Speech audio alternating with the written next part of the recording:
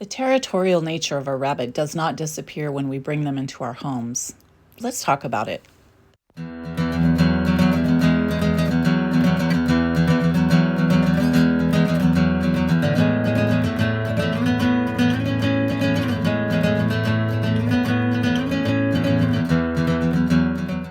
Rabbits are naturally territorial animals, and understanding this part of their behavior can make a big difference in how we care for them.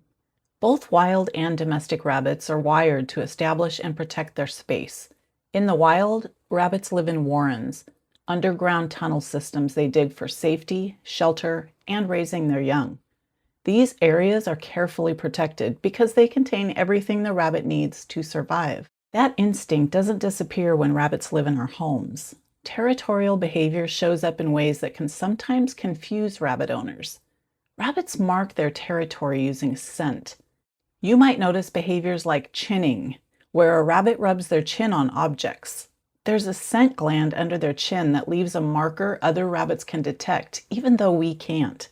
They may also scatter droppings around an area or spray urine, especially if they're not spayed or neutered. These are all ways of saying, "This space belongs to me." Female rabbits, called does, are often more territorial about their living space, especially when it comes to areas they consider safe or secure. This is part of their natural instinct to protect their environment. In your home, your rabbit will begin to define what they see as their territory. This might be a room, an enclosure, or sometimes even a much larger area. And this is where understanding territorial behavior is very important.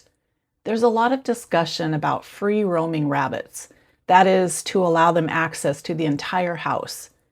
While that can work in some situations, it's important to understand what it means from the rabbit's perspective. When a rabbit has access to the entire house, they naturally begin to see all of it as their territory. That can create challenges later, especially if you plan to introduce another rabbit into your home. Rabbits that feel their territory is being invaded may show behaviors like thumping, lunging, nipping, or even scattering more droppings. These are all ways of communicating discomfort and warning another rabbit to stay away. This doesn't mean the rabbit is bad or aggressive by nature. It just means they're responding exactly the way a territorial animal is designed to respond. Territory also plays a major role in bonding rabbits.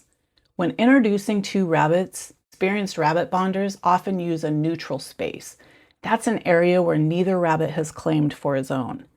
This reduces territorial tension, and it makes it easier for the rabbits to get to know each other safely. Another important point is how space affects behavior. Rabbits that are kept in spaces that are too small often become more territorial, not less. When a rabbit has very limited space, that small area becomes extremely important to them, and they typically guard it more intensely. There are so many reasons why overcaging is not good for these animals. One of those reasons is the rabbit developing behaviors like biting, lunging, and other indicators of aggression. On the other hand, rabbits that are given enough room to move, explore, and express natural behaviors tend to feel more secure and less defensive. The goal isn't to eliminate territorial behavior. That's part of who rabbits are. The goal is to work with it. Providing a balanced living space, understanding your rabbit's boundaries, and being thoughtful about introductions to new rabbits can help create a much more peaceful environment. When we take the time to understand why rabbits behave the way they do, we can respond in ways that build trust instead of conflict. That's when living with rabbits becomes a much more rewarding experience for both you and your rabbit.